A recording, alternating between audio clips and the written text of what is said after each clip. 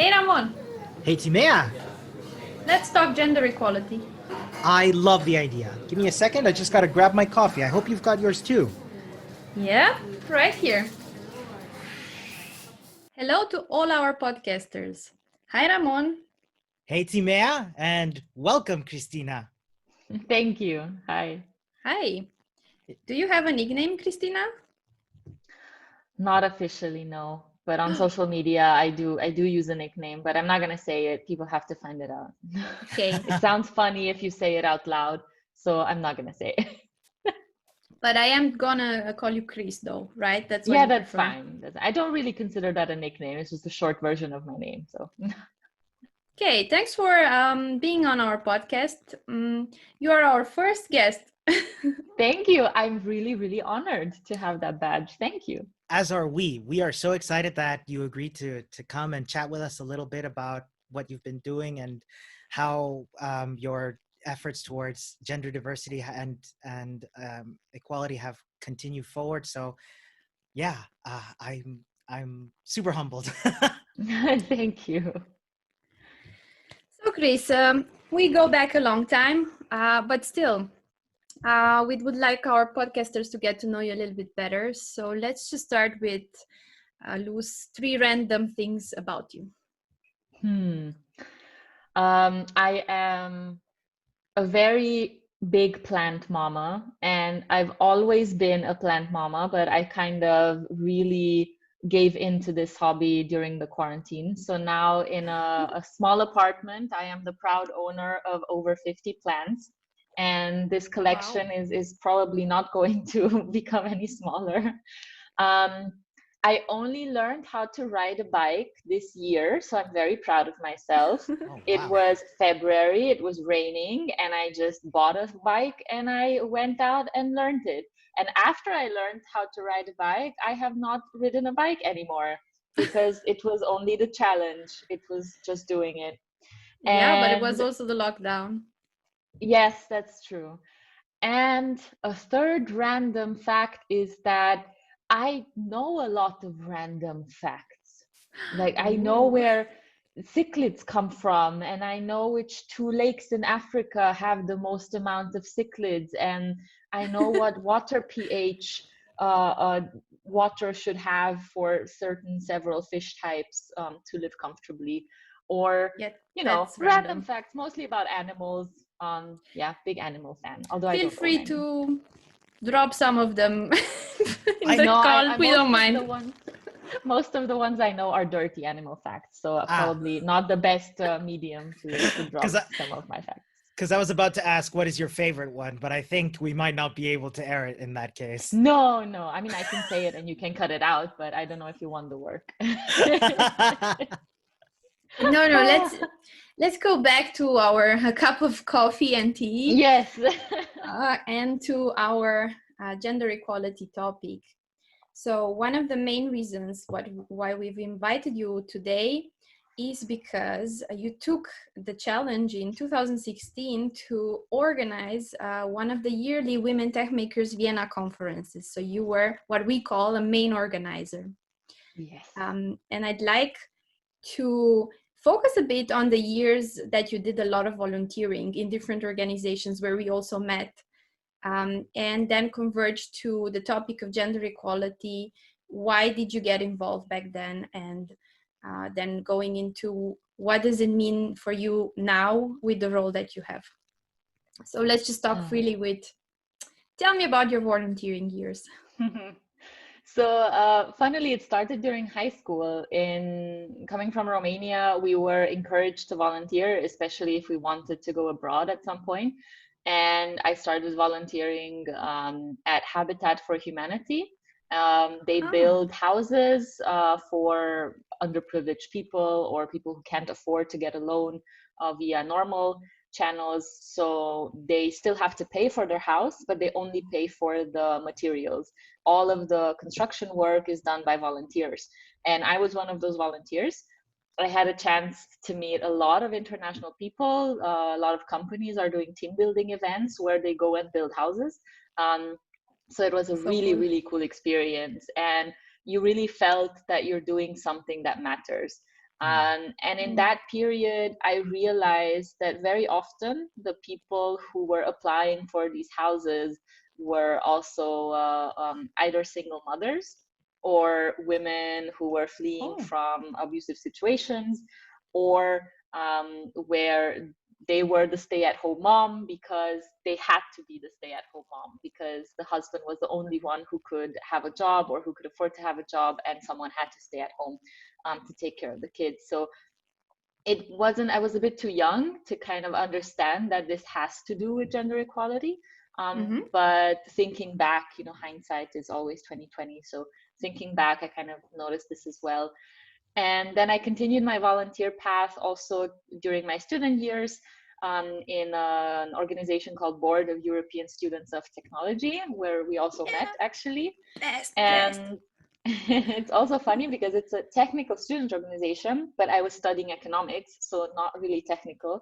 But I mean, I was also doing construction work during my high school years, so, you know, a lot of random stuff about me.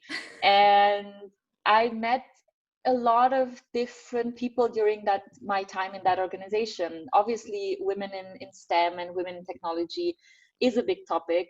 And I think oftentimes people forget that it starts at a very early age. So when you're already a student or when you're already working as a woman in STEM or tech, you don't, it's perhaps sometimes a bit too late to kind of learn new things, or it's very difficult to get rid of all the societal input that you've gotten over the past 2 years, even if it's in your subconscious, because you can't really, it's a feeling, and very oftentimes it's difficult to put into words.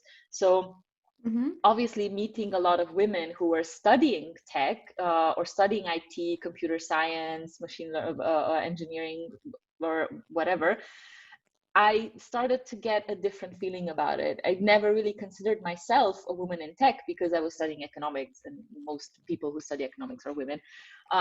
Even though most guys who win Nobel Prizes, most people who win Nobel Prizes for economics are guys. Very interesting. Anyway. True. So, but with the student organization with BEST, you had more exposure to the technical domains. Exactly. Yeah. And I started having more and more discussions and putting myself in the shoes, or finding myself in the shoes of women in tech, because I was suddenly being considered a woman in tech simply because I was volunteering in that organization. Right. And growing up, one of the, let's say, unintended positive consequences of communism in Romania is that people of our generation who grew up, they were never really discouraged from studying anything technical, because during communism, it was, you just do the thing you do. It doesn't matter if you're a woman or a man. So I never really felt less of a bias, basically. Exactly. Everyone was equal. Everyone was the same. And I never really had that feeling that I'm different or that I can't do what I want because of my gender. And funnily enough, I started realizing this more and more in the Western world after moving to Vienna and volunteering more and more in these types of organizations. And then with your help, you did the volunteering in BEST, you did in Vienna. I started in Romania, but most of it was here in Vienna. I started in Romania, but most of it was here in Vienna. So I was part of the board here at the Technical University, and I did a lot more events. And then the next step with your help was to go into Women Tech Makers and being part of the organization team, and then actually being the main organizer 1 year. But anyway, it was obviously a team effort. You can't organize an event like that by yourself. It's insane. I think Ramon was already there by then, 2016. I don't think so. I think your sister Pilar was there. Pilar was an organizer. I think I might have attended 2016. Was that the one in Microsoft? Yeah. Yeah, no, I sadly didn't make it to Microsoft. that one. Yeah.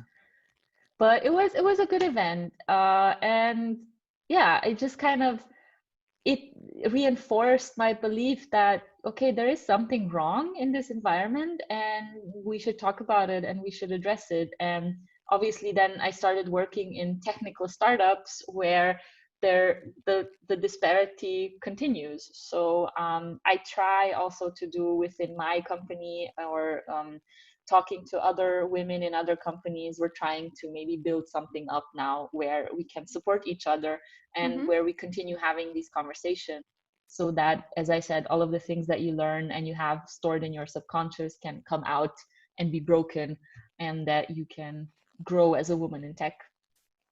So from your story, it seems like a natural flow that you went into Women Tech Makers, where you could maybe get a better influence over the situation or understand it more. And back then you were already working with startups, right? As I remember.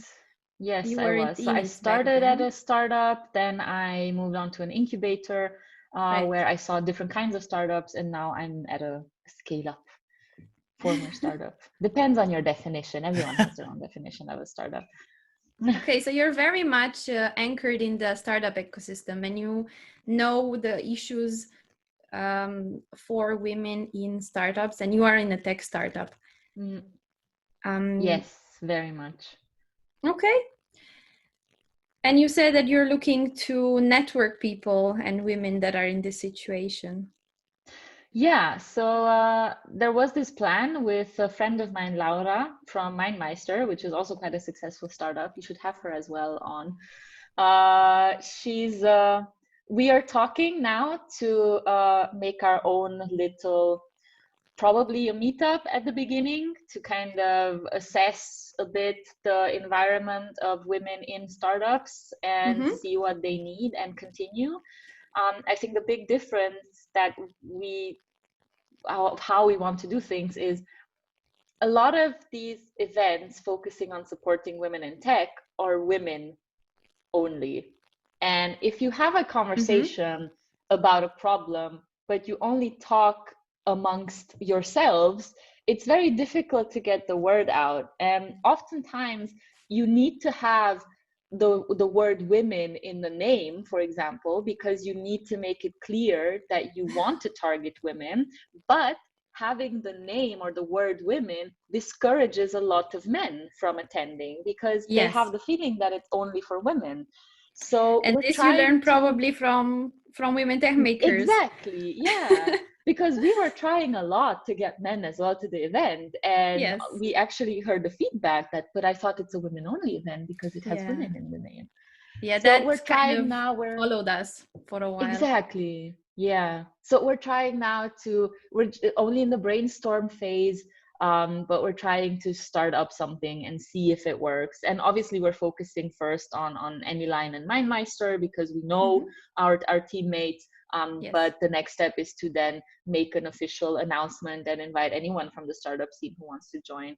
So yeah, please tell us when that happens, because if it's one thing we love to do at Women Tech Makers is to showcase other communities and gatherings and meetups and initiatives for that matter. So it's really cool. Okay, so you still keep this flavor of volunteering and in your life one way or another, besides the plants, of course. I mean, I love my job and I love my plants, but I mean, I do need to socialize more with non-colleagues. So I'm trying to find new ways of doing that while maybe making an impact. So I'm curious, is there any kind of place where our viewers and listeners could keep an eye on, maybe on our show notes, where an announcement could come? Perhaps. I mean, I will definitely let you know when there's something, but as I said, we're only in brainstorming phase now. Nothing is official. I think it's going to take a little bit of time.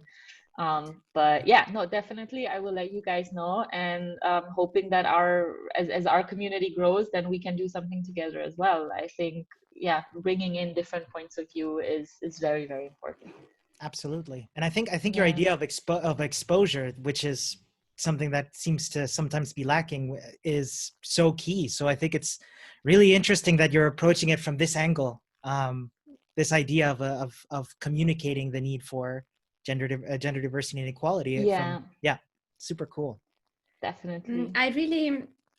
Thinking back on 2016, I really like that you brought in the community for us back then the whole topic of startups. It was something we haven't focused on before, the women in startups. And since then, I've been also flirting with startups myself and started to understand some of the issues that are in that environment. And the event back then was focused on putting female role models that founded successful companies in Vienna, for example, putting them on stage. And that was great because you had this community, this network that you could bring into the event. And I really enjoyed it. I fondly think about it. And just recently I watched one of the videos, the keynote from back then. And I like that you're still and on the same topic and mixing them together at the same time. Can you tell us a little bit what some concrete issues that you see from gender equality perspective in the startup world, and potentially what do you want to pinpoint with your new endeavor? So first of all, I think a lot of these initiatives focus on female founders. I think it's absolutely great to support female founders, but I'm not a founder. I'm a woman in tech in a startup, and I don't want to be a founder. I'm not good at it, and I know where my strengths are.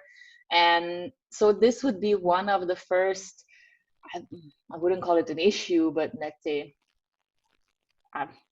areas that we have identified, is that there are a lot of women who are in tech and who are struggling sometimes, but they're not founders, and there isn't really a specific community or guidelines or a program that supports them as well. You have a lot of mentoring programs for founders, but you don't have mentoring programs for just women in tech. Doesn't matter if you're a founder.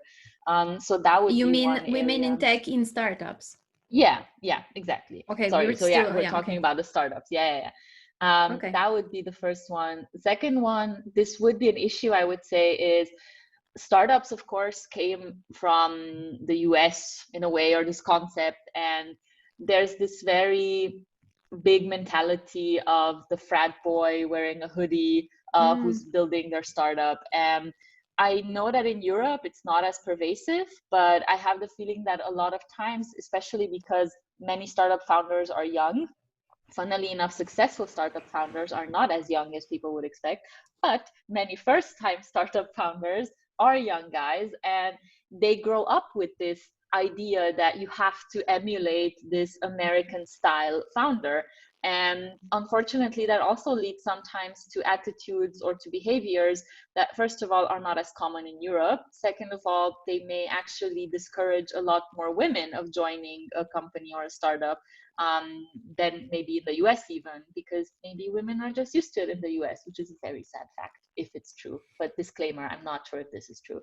So this would be the second one, is trying to showcase that you can be authentic, and you should be authentic in your leadership style, and having a balance between a more aggressive masculine way of thinking and a more nurturing feminine way of thinking is actually the best way to move forward, because it's yin and yang. It's the balance in the world of, you can't just bulldoze your way through things. You bulldoze a little bit and then you sweep up the little branches that were not caught by the bulldozer. So very bad analogy, but you know what I mean. So this balance between a softer approach and a more aggressive approach can actually cater to a lot more people, and it can help a varied type of people grow. And I see that at Anyline is we have people from so many different cultures, from America to South Africa to Brazil, so Romania, really everywhere, and some of them don't react to an aggressive way, but some do, because that's what they're used to. So you need to find this balance, and this would be the second part. So let's say a bigger issue that I see that I would like to address, trying to showcase that people believe in authenticity, and whether that authenticity is soft, caring, nurturing, or aggressive, to the point. bullish even, that's, there is a difference, and that's fine if you have different ways of expressing yourself. There isn't just one way of behaving for you to be successful. Yes, and being different and being authentic is fine. I think that's a very important message, which I wanted to underline, because what I've experienced in my environment so far is women in startup situations as founders or maybe as members taking on this bro culture, trying to be one of the bros, and then it just comes out wrong, right? Like, you see the authenticity is totally out of the window, first of all, and then you just see like these mixed signals that you don't even know why they behave the way they do, and then you start to understand that, oh, this is the pressure, the social pressure of being in this culture that makes you portray some skills that you probably don't even have, just to look tough, just to be included. I don't know what it completely is, but it was just awkward at the end of the day. Yeah, and this is something that not only applies to women, it applies to men as well. Not all men have this way of behaving or have this way of leading. There are many different kinds of people in the world out there. It doesn't matter what gender you have. And showcasing the fact that you can be yourself is very important. We did a leadership course last year, and I asked the coach whether, if this is the only way that I can become a leader, that I have to yell and shout and be super aggressive, then I don't want to do this. And he had so much experience, and I asked him honestly, like, do you believe that I can grow in my role the way I am, or do I have to behave like someone else? Please tell me, because then I don't want to go down that path. And he said actually that first of all, you need to be authentic. All leaders in the world have this common trait, is that they are authentic. And second is, for every one person that is visible and shouting out there are 100 quiet ones in the background who you don't know anything about, who are doing perhaps a much better job. So yeah, and that stuck with me, and I really believe in that. Yeah, I'm so happy that you brought in the aspect that this is not just affecting women, but all genders. Also men equally, that don't want to or don't fit in the bro culture, basically.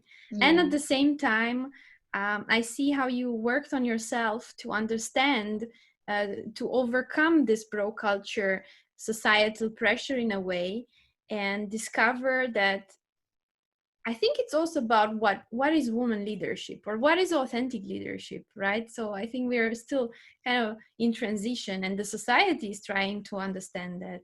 Hopefully we're going to see more amazing women leaders, like the Prime Minister in New Zealand has always given us a good example, Jacinda. So I think you like her too. Yeah. Ramon, what is your take on it? Well, listening to two women talking about it. Well, something that's been bubbling in my head a lot as we've been having this conversation is, whenever I think of the startup mentality, the phrase "move fast and break things" comes up, right? Yeah. And how actually toxic that phrase is, because there's breaking things, I know it's meant to be cute and like, breaking industries or whatever, but it's also breaking people. It's breaking, very much. And what I find interesting is when these cultures are called out, or maybe not called out, but also given feedback, let's say, how unreceptive they are and how slow to change these are, because of hiding, it would seem, behind a veneer of something like business as usual. Business is slow, business is hard to change, but I'm young and I wear a hoodie, so move fast and break things, but don't tell me how to change, please. And I'm curious, because my experience with startups is very, very minimal, just from reading social media and the news. I'm curious, given that you've been at this for a while, do you feel that there is some kind of reception to change coming a little more actively lately, or is that still kind of slow to adapt to different needs, different cultures? Or is this the reason why you're creating a new community? I can only talk about Austria, Europe a little bit, and I do see that we have a different style of doing things. And it's a combination, because of course, if most of the startups that are successful have this way of thinking of move fast and break things, then of course people are going to think that's the way to go, because they are successful. But I see a lot more our venture capital firm, our VC Project A from Berlin, they have a much more holistic way of doing things. They're much more supportive of different ways. They encourage you, they want you to grow, but they also care about the founders and the portfolio companies they have. And if you have such a company in the background supporting you, then you are also more confident that you can do things in a different way, which we are trying to do. I see that there is a distancing in a way from the American style of having a startup compared to the European style of having a startup. Yes, that may lead to perhaps less unicorns, but it also leads to a better quality of life, to better happiness of the people, to even if you have successes, if you have a 1 billion euro exit or a 2 billion euro exit, is that really any different? Like, is there really a difference between that? I mean, it's really, it's difficult to say. In a way, it sounds a bit utopic, like it's, money is not everything. Of course, money can make your life easier, but if there's still a difference, and if you want to have a clear conscience that you did the things the best way you could, and people are happy working with you, and you've achieved something together as a team, then I think this is very, very different than the type of culture we perhaps originally saw with startups. And I feel that this is going in the right direction, at least in Europe, at least in Austria. That's a great answer. Thank you. Sorry, I interrupted. The whole gender, no, it's okay. The whole gender topic of why I want to start this community is simply because I see a gap for communities supporting women who are not founders but still struggle with diversity issues. And that is my main motivation, because awesome. I can still continue Women Tech Makers, but again, I'm not really a tech maker, even though I align with a lot of the values of Women Tech Makers. I can't go to any startup founder female mentorship programs because I'm not a startup founder, but I am in a leadership role. I am a woman in tech, and I have 20 colleagues who are in my position and who want to grow and who struggle sometimes with dealing with their senior male counterparts or simply with their senior counterparts. And if I can provide a little bit to help them grow, then I'm super happy with that. So that's my main motivation of why I want to do something. And I want to involve guys in the discussion. I don't want to start talking about women in tech about, only with women, because that's only half of the problem. Like, I want to fix the entire thing, not just half of it. That's really inspiring. Thank you Indeed. so much. Well, thank you from my side too. Let's ask Krisz one more point about if you have any resources or advice that you want to drop in the podcast for our listeners about the context that you're coming from. And I want to mention one point. We have in the past in our conference invited Kaitlyn Chang, and she did a talk how to break the brotopian cycle. So we want to put that in the show notes, because she talks exactly about this brotopian bro culture in her Women Tech Makers Vienna talk. Yeah. So I completely agree with that talk. The second one is just gather a lot of knowledge that you can. So for that, I would recommend the book Invisible Women by, I think it's Caroline.